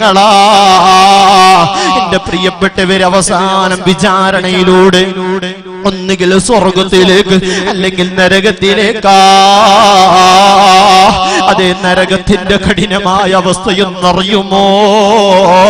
അള്ളാഹുവിന്റെ റസൂലും സഹാബത്ത് ഒരു ദിവസം ഒരുമിച്ച് നിൽക്കുന്ന സമയം പെട്ടെന്നൊരു ശബ്ദം കേൾക്കുന്ന റസൂലുള്ള പറയുന്നു, ഹദാ ഹജറുൻ റുമിയ ബിഹി ഫിന്നാർ മുൻദു 70 ഖരീബൻ വഹുവ യഅവി ഫിന്നാർ. ഒരു കല്ല് നരകത്തിലേക്ക് 70 വർഷങ്ങൾക്ക് മുമ്പാണ് എറിഞ്ഞത്. മെല്ലെ മെല്ലെ മന്ദം മന്ദം ആ കല്ല് പോയിട്ട് ഈ സമയത്താണ് നരകത്തിന്റെ ഏറ്റവും അടിഭാഗത്തേക്ക് തറയിലേക്ക് സ്പർശിച്ചത്. അത്രക്കും ആഴമുള്ളതാ, കഠിനമാതിൽ മുഴുവനും അതേ കത്തിജ്വലിക്കുന്ന തീയാണ് കേട്ടോ. ഇന്ന് ഉപയോഗിക്കുന്ന തീയല്ല ഉമ്മ, 69 ഇരട്ടിയുള്ള തീയാണ്. ആ തീയുടെ നിറം എന്താ? കറുത്തതാണ്. 1000 വർഷം ആ തീയ ചുവന്ന തീയെ വീണ്ടും വീണ്ടും 1000 വർഷം കത്തിച്ച സമയത്ത് അതിന്റെ നിറം വെളുപ്പായി മാറുന്നു. വെളുത്ത തീയെ വീണ്ടും വീണ്ടും കത്തിക്കുന്ന സമയത്ത് 1000 വർഷം കത്തിക്കുമ്പോ കറുത്ത ഇരുണ്ട നിറമായി മാറുകയാ. എന്റെ പ്രിയപ്പെട്ട മുഅ്മിനീങ്ങളെ, അതികഠിനമായൊരു ദാഹമാണ് അവർക്കുള്ളത്. പതയ്ക്കുന്ന ചീഞ്ചല മാണതിൽ ലഭിക്കുന്നത്. ആ നരകത്തിൽ ദാഹിക്കുന്ന എല്ലാവരും കരയുന്നു, അല്ലാ ദാഹിക്കുന്ന റബ്ബേ, ദാഹിക്കുന്നേ എന്ന് കരയുന്ന സമയത്ത് അല്ലാഹു ഒരു വെള്ളം കൊടുക്കുന്നു. അത് ചീഞ്ചലമാ. ചൂടേറ്റ് മുഖമെല്ലാം ഉടൻ കരിയുന്നതാ. തലമുടി കരിഞ്ഞത് ഉള്ള തോലിളകുന്നതാ. ഉള്ളിൽ കടന്നാൽ കുടലുകൾ നുറുങ്ങുന്നതാ. പിന്താര വഴിയത് മുഴുവനും മുഴുകുന്നതാ. ആ ചീഞ്ചലം മുഖത്തേക്ക് കുടിക്കാൻ വേണ്ടി അടുക്കുന്ന സമയത്ത് സുബ്ഹാനല്ലാഹ് ആ മുടികളെല്ലാം കരിഞ്ഞു പോകുന്നു, മുഖമെല്ലാം കരിഞ്ഞുണങ്ങുന്നു, കുടലുകൾ മുഴുവനും നുറുങ്ങിപ്പോവുകയാ, പിന്താരത്തിലൂടെ എല്ലാം മുഴുവനും ഒഴുകുന്നതാ. എന്റെ പ്രിയപ്പെട്ടവരെ, ആ നരകന്മാർക്കാണ് അല്ലാഹു പറയുന്നു ഹദിഹി ജഹന്നമുല്ലത്തി കുന്തും തുഅദൂ. എടാ, അധികാരത്തിന്റെ ബലം കൊണ്ട് അഹങ്കാരത്തോടെ നടന്ന മോനെ, നിനക്കുള്ള ശിക്ഷയാണടാ. റബ്ബ് ചോദിക്കുന്നു ലിമനിൽ മുൽക്ക്, ആർക്കാണോ അധികാരമുള്ളത്? അധികാരത്തിന്റെ ബലത്തിൽ കളിച്ച ഏത് പ്രൈം മിനിസ്റ്റർ ആണെങ്കിലും ചീഫ് മിനിസ്റ്റർ ആണെങ്കിലും പോലീസ് ഡിപ്പാർട്ട്മെന്റിലുള്ള ആളുകളാണെങ്കിലും അതേ പണത്തിന്റെ അഹങ്കാരത്തിൽ കളിച്ച മുതലാളിയാണെങ്കിലും അഹങ്കാരത്തിൽ നടന്ന പൊളിറ്റിക്കൽ ലീഡർ ആണെങ്കിലും രാഷ്ട്രീയ നേതാവാണെങ്കിലും കുടുങ്ങിപ്പോവുന്ന രംഗമാ. പലരും നരകവാസികൾ ചോദിക്കുന്നു യഖൂലുൽ കാഫിർ യാ ലൈതനി കുന്തു തുറാബാ. റബ്ബേ, ഞങ്ങളെയൊന്ന് നീ മണ്ണാക്കിയിരുന്നുവെങ്കിൽ എത്ര നന്നായിരുന്നേനെ അല്ലാഹ്. പ്രിയപ്പെട്ട മുഅ്മിനീങ്ങളെ, നരകത്തിന്റെ കഠിനമായ സബാനിയായ മലക്കുകളുടെ കഠിനമായ ശിക്ഷകൾക്ക് വിധേയമാകുമ്പോ പലരും കരഞ്ഞു പോകുന്നല്ല.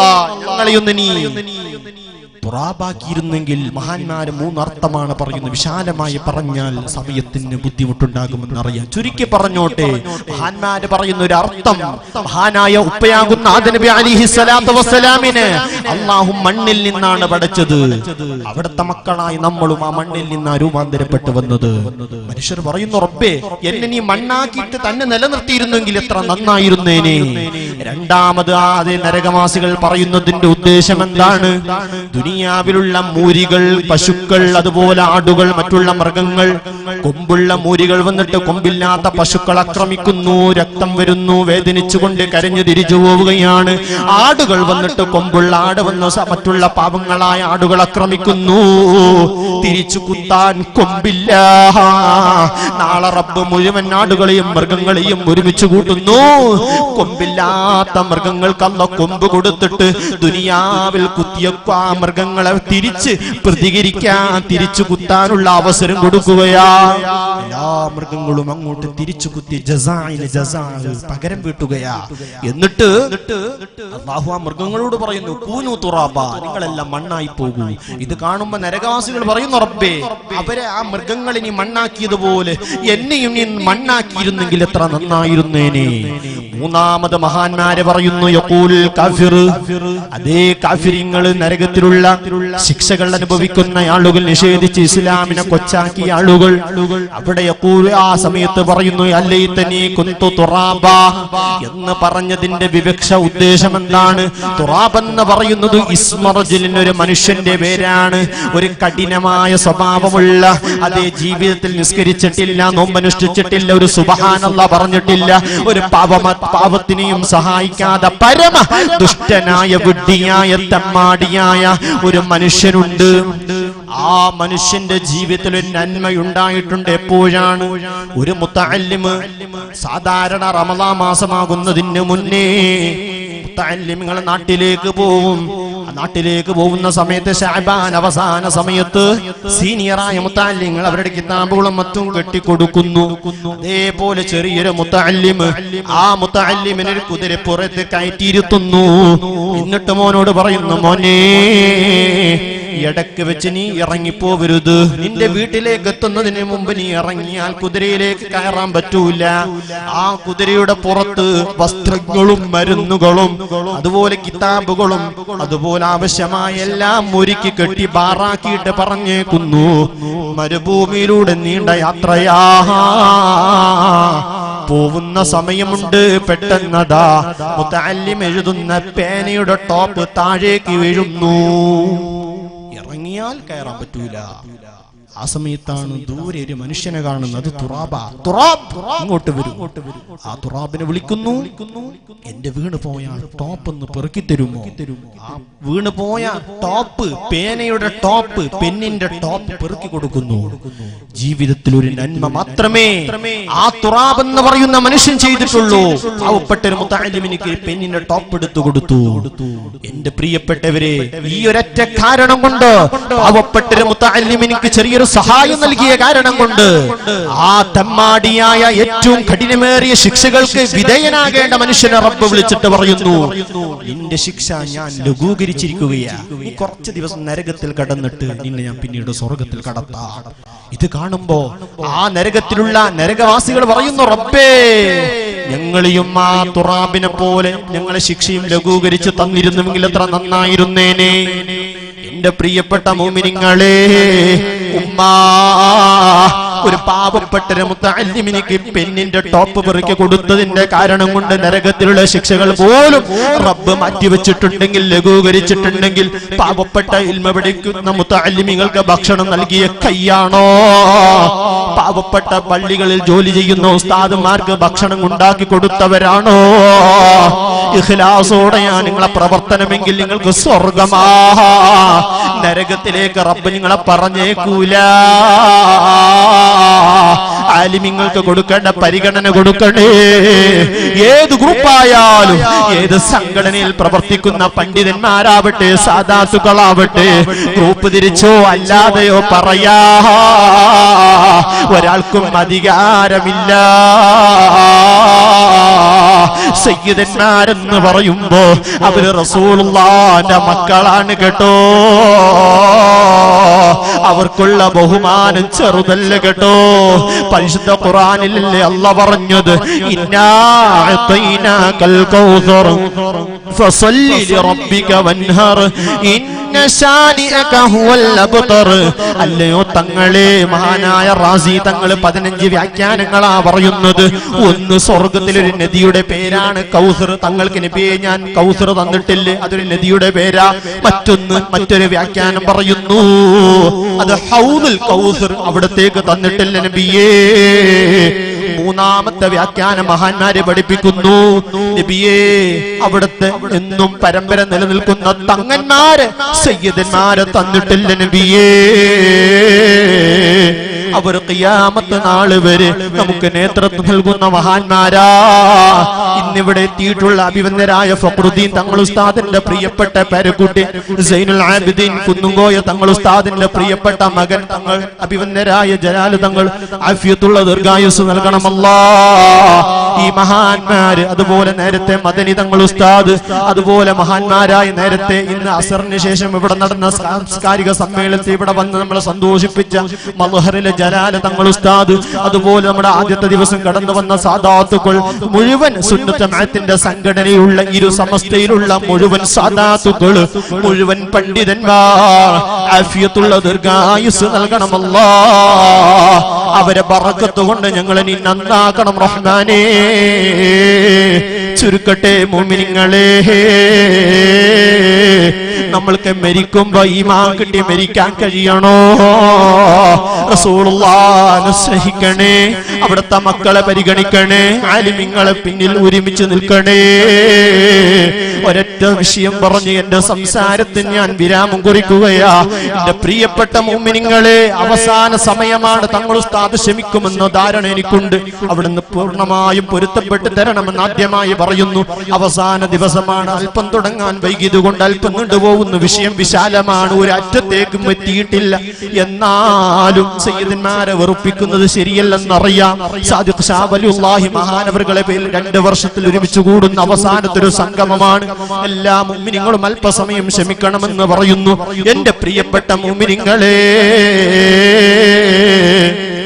അല്ലാഹുവിന്റെ സവിധത്തിലേക്ക് നമുക്ക് നല്ലവരായി യാത്ര ചെയ്യണം. നമ്മുടെ കണ്ണുകൊണ്ട് ഹറാമ് കാണാൻ പാടില്ല. നമ്മുടെ ഇബാദത്തുകൾ അല്ലാഹ് പൊരുത്തപ്പെട്ട രൂപത്തിൽ ക്രമീകരിക്കാൻ നമുക്ക് കഴിയണം. എന്റെ പ്രിയപ്പെട്ട മുഅ്മിനീങ്ങളെ, എത്ര വലിയ ആലിമായാലും എത്ര വലിയ ആളായാലും നീ ചെയ്യുന്ന നിസ്കാരങ്ങൾ അത് നിനക്ക് ഉപകാരപ്പെടണോ? മരിക്കാൻ പോയി ഈമാൻ കിട്ടി മരിക്കണോ? നിന്റെ കണ്ണുകൊണ്ട് ഹറാം കാണല്ല, നിന്റെ ചെവി കൊണ്ട് ഹറാം കേൾക്കല്ല. നിങ്ങൾക്കറിയുമോ മുഅ്മിനീങ്ങളെ, അബ്ദുല്ലാഹി ഇബ്നു അഹ്മദ് അൽ മുഅദ്ദിൻ റളിയല്ലാഹു തആല അൻഹു തങ്ങൾ ഒരു സംഭവം പറയുന്നുണ്ട്. എന്താണത്? പരിശുദ്ധമായ മക്കത്തുൽ മുകറമ, ലോകത്തുള്ള കറുത്തവരും വെളുത്തവരും പാവപ്പെട്ടവനും പണക്കാരനും അടിമയും ഉടമയും തൊഴിലാളിയും മുതലാളിയും സമൂഹത്തിലുള്ള കർഷകരും വ്യാപാരികളും അധികാരത്തിന്റെ പിൻമനത്തിലുള്ള വലിയ തലപ്പത്തുള്ള ആളുകളും സാധുക്കളായ ആളുകളും ഒരുമിച്ച് കൂടുന്ന അതേ അവിടെ ഭാഷയുടെയോ ഏതെങ്കിലും വർണ്ണത്തിന്റെയോ വ്യത്യാസമില്ല. ലബ്ബൈക് അല്ലാഹുമ്മ ലബ്ബൈക് എന്നൊരൊറ്റ മന്ത്രമായി ഒരേ വേഷത്തിൽ ഒരുമിച്ച് കൂടുന്ന മുഅ്മിനീങ്ങളുണ്ട്. ആ കൂട്ടത്തിൽ ഒരു മനുഷ്യന്റെ ദുആ പ്രത്യേകം ശ്രദ്ധിക്കുന്നു. അല്ലാഹുമ്മ അഖ്രിജ്നി മിനദ് ദുനിയാ മുസ്ലിമാ, റബ്ബേ എന്നെ നീ മുസ്ലിമായിട്ടല്ലാതെ മരിപ്പിക്കല്ല അല്ലാ. എന്നെ മുസ്ലിമായിട്ട് മാത്രമേ നിന്നെ മരിപ്പിക്കാൻ പാടുള്ള അല്ലാ. ഏത് സമയവും അതേ കഅബയുടെ ചാരത്ത് ഇതേ ദുആയാണ്. സഫാ മർവയിലെത്തുമ്പോൾ ഇതേ ദുആ. ഹജറുൽ അസ്വദ്, മഖാം ഇബ്രാഹിം, മുസ്ദലിഫ, മിന, എവിടെ പോയാലും ഈ മനുഷ്യന്റെ ദുആ ഒന്ന് മാത്രമാ. ഇത് കണ്ട സമയത്താണ് മഹാനായ അബ്ദുല്ലാഹി ഇബ്നു അഹ്മദ് അൽ മുഅദ്ദിൻ തങ്ങൾ ചോദിക്കുന്നത്, വമാ ഖിസ്സതുക, മോനെ നിന്റെ കഥയൊന്ന് എന്നോട് പറഞ്ഞു തരുമോ? നീ ആരാണെന്ന് എന്നോടൊന്ന് പറയുമോ? ആ മനുഷ്യൻ പറയുന്നു, മഹാനായ അഹ്മദ് അൽ മുഅദ്ദിൻ തങ്ങൾ പറയുന്നു, ലാ യസീദുക അലാ ദാലിക ശൈഉൻ, നീ ഇതല്ലാതെ ഒന്നും പറയുന്നില്ല, നീ അല്ലാഹുവോട് വേറെയൊന്നും ചോദിക്കുന്നില്ലല്ലോ. ഇത് പറഞ്ഞ സമയത്ത് ആ മനുഷ്യൻ പറയുന്നു, ലൗ അലിംത ഖിസ്സതി, തങ്ങളെ എന്റെ കഥയൊന്ന് നിങ്ങൾക്കറിയുമോ? തങ്ങളെ ഞാൻ ആരാണെന്നറിയുമോ? തങ്ങളെ എന്റെ പ്രിയപ്പെട്ട തങ്ങളെ, എന്തിനാ ഞാൻ ഇത് മാത്രം ദുആ ചെയ്യുന്നത്? കാനലി അഖവാനി, കാനലി അഖവാനി, എനിക്ക് രണ്ട് ജ്യേഷ്ഠന്മാരുണ്ട്. വകാനൽ അഖ്ബറു മിൻഹുമാ, ആ രണ്ട് ജ്യേഷ്ഠന്മാരിൽ മൂത്ത ജ്യേഷ്ഠനുണ്ട്. മുഅദ്ദിനൻ അദ്ദന 40 സനതൻ ഇഹ്തിസാബാ, അതേ ഒരു പള്ളിയിൽ 40 വർഷക്കാലം ഡ്യൂട്ടി ചെയ്തവനാ. ഹയ്യാലസ് സ്വലാ ഹയ്യാലൽ ഫലാ എന്ന അല്ലാഹുവിന്റെ പള്ളിയിൽ റബ്ബിനിക്ക് സുജൂദ് ചെയ്യാൻ വേണ്ടി ജനങ്ങളെ വിളിക്കുന്ന ഡ്യൂട്ടിയായിരുന്നു. ഈ 40 വർഷത്തിനിടയിൽ ശമ്പളം വാങ്ങിയിട്ടില്ല, കമ്മിറ്റി ഭാരവാഹികളിൽ നിന്ന് സലസ് സ്വീകരിച്ചിട്ടില്ലാത്ത നല്ലൊരു മനുഷ്യനാ ഈ മനുഷ്യൻ. ഫലമ്മാ ഹളറൽ മൗതു, മരണം ആസന്നമായ ആഗതമായ സമയത്ത് എന്നോട് പറയുന്നു, എന്റെ പ്രിയപ്പെട്ട അനുജ, എനിക്കൊരു മുസ്ഹഫ് കൊണ്ടുവരണം. ഞാൻ കരുതിയത് ആ പരിശുദ്ധ ഖുർആനിൽ 6666 ആയത്തുകളുണ്ട്, 114 സൂക്തങ്ങളുണ്ട്, ഏതെങ്കിലും ഒരു ഭാഗം ഓതിയിട്ട് ബറക്കത്തെടുത്ത് മരിക്കാനായിരിക്കും. അല്ലെങ്കിൽ എന്റെ സുഹൃത്ത്, എന്റെ ജ്യേഷ്ഠൻ ആ ഖുർആൻ നെഞ്ചോട് ചേർത്ത് ബറക്കത്ത് മരിക്കാനായിരിക്കുമെന്ന് ഞാൻ കരുതിയതാ. പക്ഷേ എന്റെ ജ്യേഷ്ഠനുണ്ടോ ചെയ്യുന്നത്? ആ ഖുർആൻ കയ്യിൽ പിടിച്ചിട്ട് പരിസരത്തുള്ള ആളുകളെ ഫഅഖദഹു ബിയദിഹി ഫഅശ്ഹദ അലാ നഫ്സിഹി മൻ ഹളറാ, ഞങ്ങളെ മുഴുവനും വിളിച്ചു കൂട്ടിയിട്ട് പറയുന്നു, ഈ ഖുർആനിൽ നിന്ന് മിമ്മാ അന്നഹു ബരിയും മിമ്മാ ഫീ, ഞാൻ ഇതിനെ നിഷേധിക്കുന്നു, ഇത് ശരിയല്ലെന്ന് ഇല്ലെന്ന് പ്രസ്താവിക്കുന്നു. ഇതിൽ നിന്ന് ഞാൻ രാജിയാ, ഈ ഖുർആനുമായി എനിക്കൊരു റിലേഷൻ ഇല്ല, ഒരു ബന്ധവുമില്ല എന്ന് പറഞ്ഞിട്ട് ആ മുസ്ഹഫിനെ മാറ്റിവെക്കുകയാ. ഇത് പറഞ്ഞിട്ട് സുമ്മ തഹബ്ബല ഇലാ ദീനിൻ നസ്റാനിയ, ക്രിസ്ത്യാനിയായി എന്റെ ജ്യേഷ്ഠൻ ചത്തുപോവുകയാ. എന്റെ ഒരു ജ്യേഷ്ഠൻ ഈ രൂപത്തിൽ നിന്ദനായി മരിക്കുന്നു. എന്റെ രണ്ടാമത്തെ ജ്യേഷ്ഠൻ അതേ ഫലമാതുഫിന, എല്ലാവരും ആ മയ്യത്ത് മറവ് ചെയ്തിട്ട് അതേ പള്ളിയിൽ വീണ്ടും അനന്തരകാവശിയായി പാരമ്പര്യമായി ഡ്യൂട്ടി ഏറ്റെടുക്കുന്നത് എന്റെ രണ്ടാമത്തെ ജ്യേഷ്ഠനാ. ആ മരിച്ചുപോയ ജ്യേഷ്ഠന്റെ അനുജനാണ് പള്ളിയിൽ ഡ്യൂട്ടി ഏറ്റെടുക്കുന്നു. 40 വർഷം വരെ മൂത്ത ജ്യേഷ്ഠൻ ഡ്യൂട്ടി ഏറ്റെടുത്തപ്പോ 30 വർഷം വരെ ആ ജോലി ചെയ്തത്. ആ 30 വർഷത്തിനിടയിൽ ശമ്പളം വാങ്ങിയിട്ടില്ല. അതേ ആ നിലയിൽ ഡ്യൂട്ടി ഏറ്റെടുത്ത ജോലി ചെയ്ത എന്റെ പ്രിയപ്പെട്ട രണ്ടാമത്തെ ജ്യേഷ്ഠനും മരണം ആസന്നമായപ്പോ ഞങ്ങളോട് മുസ്ഹഫ് കൊണ്ടുവരാൻ പറയുന്നു. നേരത്തെ ജ്യേഷ്ഠൻ ചെയ്തതുപോലെ ഫഅല കമാ ഫഅല, ആ ഖുർആൻ കൊണ്ടുവന്നിട്ട് ഇതിൽ നിന്ന് ഞാൻ രാജിയാണെന്ന് പറയുന്നു, ഇതിനെ നിഷേധിക്കുന്നു എന്ന് പരസ്യമായി പ്രസ്താവിക്കുകയാ. ഇതും പറഞ്ഞിട്ട് അവസാനം ഈമാനില്ലാതെ ക്രിസ്ത്യാനിയായി ചത്തുപോകുന്നു. ഇന്നി അഖാഫു അലാ നഫ്സി അൻ നസീറ മിത്ലഹുമാ. എന്റെ 2 ജ്യേഷ്ഠന്മാരും ഇങ്ങനെ നികഷ്ടനായി മരിച്ചുവെങ്കിൽ ഇതേ പോലോത്തര മരണമായിരിക്കുമോ എനിക്ക് സംഭവിക്കുന്നത്. അതുകൊണ്ട് ഈ പരിശുദ്ധ പുണ്യഭൂമിയിൽ വന്നിട്ട് റബ്ബിനോട് ദുആ ചെയ്യുകയാണ്. അല്ലാഹുമ്മ അഖ്രിജ്നി മിനദ്ദുനിയാ മുസ്ലിമാ,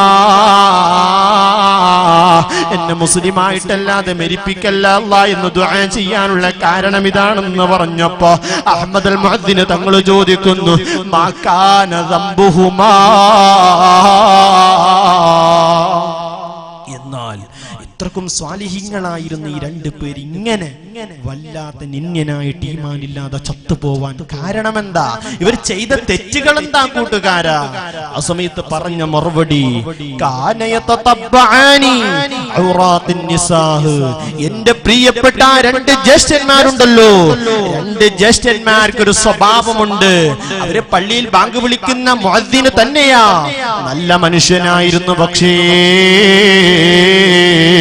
എന്റെ ജ്യേഷ്ഠന് ഏതെങ്കിലും കാടുകളിൽ പഴയ കാലങ്ങളിൽ കാട്ടിലായിരുന്നു പ്രാഥമിക ആവശ്യങ്ങൾ നിർവഹിച്ചിരുന്നത്.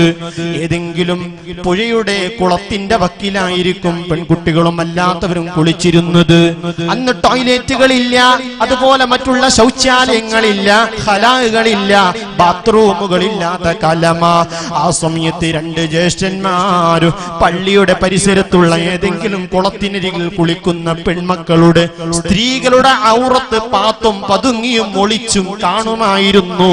അവരെ കണ്ണിൽ നിരവധി നിലയിൽ ഹറാമ് കാണുകയാ. ആ നിലയിൽ എന്നും ഹറാമ് കണ്ട് ആസ്വദിച്ച ശീലമുള്ള ഇവർക്ക് മരിക്കുമ്പോ നിസ്കാരം ഉപകാരപ്പെട്ടില്ല. ആ നിലയിൽ നിന്യനായി മരിച്ചൊരു വല്ലാത്തൊരു ദുരവസ്ഥ. മോനെ, ന്യൂ ജനറേഷൻകാരായ യുവാക്കള്, നമ്മുടെ പ്രൈവസി റൂമിലിരുന്നിട്ട് ഏത് നേരെയും വരുന്ന ബട്ടൺ അമർത്തിയാൽ ഹറാമായ പലതും ഡൗൺലോഡ് ചെയ്യാനുള്ള സംവിധാനങ്ങളുണ്ട്. ഐഡിയയും എയർടെലും ജിയോ സിമ്മും റിലയൻസും BSNL-ഉം എല്ലാം ഫ്രീ ആയി ഡെയിലി 1 GB വരെ ഫ്രീ ആയി നമുക്ക് തരുന്നുണ്ട്. 4G ഫെസിലിറ്റി എല്ലാം നമ്മുടെ മുമ്പിലുണ്ട്. പക്ഷേ ആ സമയത്ത് ഹറാം കാണാനുള്ള അവസരമുണ്ടാകുമ്പോ അല്ലാഹ് എന്ന ഓർമ്മ വേണേ യുവാവേ. ഈ നിലയിൽ റബ്ബിനെ പേടിച്ച് ജീവിക്കുന്നവരായാൽ മരിക്കുമ്പോ ഈമാൻ കിട്ടി നമുക്ക് മരിക്കാൻ കഴിയും. സ്വാലിഹീങ്ങൾ മരണപ്പെട്ടതുപോലെ ലോകത്തിന് ഇന്ന് വിട പറയാൻ കഴിയും. മഹാന്മാര് മരിച്ചത് അന്തല്ലദീ വലദതുക ഉമ്മുക ബക്കിയാ വന്നാസു ഹൗലക യദ്ഹകൂന സുറൂറാ. ഉമ്മയുടെ വയറ്റിൽ നിന്ന് പ്രപഞ്ചത്തിന്റെ പ്രതലത്തിലേക്ക് പിറന്നു വീഴുമ്പോ അവര് കരയുമായിരുന്നു. ആ സമയത്ത് പരിസരത്തുള്ള ആളുകൾ ചിരിക്കുകയാ. എന്നാൽ മരിക്കുന്ന സമയം പരിസരത്തുള്ള ആളുകൾ കരയുമ്പോ മഹാന്മാര് സ്വാലിഹീങ്ങള് അന്തിയുറങ്ങിയതുപോലെ ലോകത്തിന് ഇന്ന് വിട പറഞ്ഞതുപോലെ റസൂലുള്ളാന്റെ മുഖം കണ്ട് ഹബീബിന്റെ മുഖം കണ്ട് സ്വർഗത്തിന്റെ ഫോട്ടോ കണ്ട് കലിമത്തു തൗഹീദ് ലാ ഇലാഹ ഇല്ലല്ലാഹ് എന്നതുറക്കെ പറഞ്ഞു അല്ലാഹുവിന്റെ ആ വഴിയിലൂടെ മരിക്കാൻ നമുക്ക് കഴിഞ്ഞാൽ നമ്മൾ രക്ഷപ്പെട്ടു പോയി. ആ നിലയിൽ മരണപ്പെട്ടാലല്ലേ സ്വർഗം നമുക്കുള്ളത്. ആ വിശാലമായ സ്വർഗമല്ലേ നമ്മൾ കൊതിക്കുന്നത്. ഞങ്ങൾ നിന്നോട് ദുആ ചെയ്യാൻ അർഹരല്ല, യോഗ്യരല്ല. എന്നാലും സയ്യിദന്മാരുള്ള സദസ്സാണ് റബ്ബേ. സാദിഖ് ഷാഹ് വലിയുള്ളാഹി അടക്കമുള്ള മഹാന്മാര്, ഫഖീർ അലി വലിയുള്ളാഹി അടക്കമുള്ള മഹാന്മാര്, സഈദ് ഉസ്താദിനെ പോലത്തെ പരിസരത്തുള്ള മഹാന്മാര് നമ്മുടെ മുമ്പിലുണ്ട്. അവരെ ബർക്കത്ത് കൊണ്ടെങ്കിലും ഇവിടെ ആമീൻ പറയുന്ന മുഅ്മിനീങ്ങൾ മുഅ്മിനാത്തുകളെ ആമീനിന്റെ ബർക്കത്ത് കൊണ്ടെങ്കിലും അല്ലാഹ് ഞങ്ങൾക്ക് ആഖിബത്ത് നന്നായി മരിക്കാൻ നീ അവസരം നൽകണം അല്ലാഹ്. ഈ പരിപാടിയുമായി ബന്ധപ്പെട്ട ആരെല്ലാം സഹായ സഹകരണങ്ങൾ ചെയ്തവരുണ്ടോ, വിദേശത്ത് നിന്ന് സഹായിച്ചവരുണ്ട്, പല നിലക്കും സഹകരിച്ചവരുണ്ട്. 3 ദിവസം നമുക്ക് പരിപാടി ലൈവായി തത്സമയം സംപ്രേഷണം ചെയ്ത നമ്മുടെ റാഷിദ് പുളിക്കൂര് സ്റ്റാർനെറ്റിന്റെ പ്രിയപ്പെട്ട കൂട്ടുകാരനുണ്ട്. അതുപോലെ പ്രിയപ്പെട്ട സുഹൃത്ത് വിനോദ് മുള്ളേരി ഇവിടെയുണ്ട്. നല്ല നിലക്ക് സൗണ്ട്സ് ക്രമീകരിച്ചു തന്നു. എല്ലാവർക്കും നീ ഖൈറ് പ്രദാനം ചെയ്യണമല്ലാ. എല്ലാത്തിനും ബറക്കത്ത് നൽകണമല്ലാ. അധ്വാനിക്കുന്ന വളണ്ടിയേഴ്സ് എല്ലാവർക്കും നീ പ്രത്യേകമായ നിന്റെ പൊരുത്തം നൽകണമല്ലാ. ആരെല്ലാം എവിടെ നിന്നെല്ലാം സഹകരിച്ചവരുണ്ട്, സഹായങ്ങൾ ചെയ്തവരുണ്ട്, ദുആ കൊണ്ട് വസീയത്ത് ചെയ്തവരുണ്ട്. ഈ വിനീതൻ പല ഭാഗങ്ങളിൽ വഅദിന് വേണ്ടി പോകുന്ന സമയത്ത് ദുആ ചെയ്യാൻ പറഞ്ഞവരുണ്ട്. വലിയ ആളായത് കൊണ്ടല്ല, സാധുവായൊരു മുതഅല്ലിമാണ്. എന്നാലും ഒരുപാട് മുഅ്മിനീങ്ങൾ ആമീൻ പ്രതീക്ഷിച്ചുകൊണ്ട് റബ്ബേ അവരെയും നമ്മളെ ദുആയിൽ ഉൾപ്പെടുത്തണമല്ല. ഈ വിനീതൻ 2 വർഷക്കാലമായി ഇവിടെ ജോലി ചെയ്യുന്നു. അല്ലാഹുവേ ഞങ്ങൾക്ക് നല്ല സ്വാദിഷ്ടമായ ഭക്ഷണങ്ങൾ ഒരുക്കി തന്ന വീട്ടുകാരുണ്ട്, ഉമ്മമാരുണ്ട്. എല്ലാ നിലയ്ക്ക് സഹായ സഹകരണങ്ങൾ ചെയ്തവരുണ്ട്. ഒരാളെയും ഹായിബാക്കല്ല അല്ലാഹ്. ഞങ്ങളെ പള്ളിയുടെ ബദർ ജുമാ മസ്ജിദിന്റെ പരിസരത്ത്, ഹദ്ദാദ് ജുമാ മസ്ജിദിന്റെ പരിസരത്ത്, കാനുകോടും കുമ്പടാജ പരിസരത്തുള്ള മഹല്ലുകളെ പരിസരത്ത് മരിച്ചു കിടക്കുന്ന മുഴുവൻ മുഅ്മിനീങ്ങൾ മുഅ്മിനാത്തുകൾ എല്ലാവരെയും ഖബറിനെ വെളിച്ചമാക്കണം അല്ലാഹ്. അവരെല്ലാം സ്വർഗത്തിന്റെ അഹ്ലുകാരിൽ ഉൾപ്പെടുത്തണം റഹ്മാനേ. ഇൻഷാ അല്ലാഹ് സംസാരം ചുരുക്കുന്നു. വിശാലമായ ഒരു 2 മണിക്കൂറെങ്കിലും പറയണമെന്ന ആഗ്രഹത്തോടു കൂടെ വന്നതായിരുന്നു. ഏതായാലും നമുക്ക് സാഹചര്യവും പ്രത്യേകമായ ഈ ഒരു അന്തരീക്ഷ സാഹചര്യമല്ല നമുക്കറിഞ്ഞു. ഇന്നലെ പകുതിക്ക് വെച്ച് മഴ വന്നു, നമ്മുടെ സദസ്സിന് ചെറിയൊരു തടസ്സം വന്നുപോയി. എന്നാലും അൽഹംദുലില്ലാഹ് മുഅ്മിനീങ്ങളെല്ലാം ഇന്നും വലിയ ആവേശത്തോടുകൂടെ മഹാന്മാരെ പൊരുത്തം ആഗ്രഹിച്ച് ഇവിടെ എത്തിയിട്ടുണ്ട്. അള്ളാഹു നമുക്ക് തൗഫീഖ് നൽകിയ വിശാലമായി ഇനി ഒരു അവസരത്തിൽ സംവദിക്കാം. പല ഭാഗങ്ങളിലും മഹ്ശറയെ കുറിച്ച് വിശാലമായി പറയാൻ, സ്വർഗത്തിന്റെ ഓരോ അത്ഭുതങ്ങളെ, കലവറകളൊന്ന് വിശദീകരിക്കാനുള്ള ആഗ്രഹങ്ങളും പുതിയമായിട്ടായിരുന്നു വന്നത്. നമുക്ക് മറ്റൊരവസരത്തിൽ വിശാലമായി സംവദിക്കാം. സയ്യിദന്മാരെ അവർ ഉറപ്പിക്കുന്നതും അവരെ ബേജാറാക്കുന്നതൊന്നും ഒരിക്കലും നമുക്ക് ശരിയല്ല. നമ്മുടെ ഏത് നിലക്കുള്ള ഉയർച്ചയും വളർച്ചയും എല്ലാം ഉണ്ടെങ്കിൽ അത് മഹാന്മാരായ സയ്യിദന്മാരെ പൊരുത്തമാണ്. അവർക്ക് ചെറിയൊരു വേദന നമ്മൾ കാരണം കൊണ്ട് വന്നു പോയാൽ നമ്മുടെ ഭാവി ജീവിതം തുലഞ്ഞു പോകും. അള്ളാഹു ഇതുപോലത്തെ മഹാന്മാര്, സയ്യിദന്മാര്, സദാത്തുക്കൾ എല്ലാ ആലിമ്യങ്ങളുടെയും പൊരുത്തം കിട്ടിയ യഥാർത്ഥ സ്വാലിഹീങ്ങളെ കൂടുതൽ നമ്മെല്ലാവരും അള്ളാഹു ഉൾപ്പെടുത്തി തരട്ടെ. എല്ലാവർക്കും വേണ്ടി നമ്മുടെ സംഘാടക ചീരണിയും എല്ലാം ഒരുക്കിയിട്ടുണ്ട്. എല്ലാം കഴിഞ്ഞ് തങ്ങൾ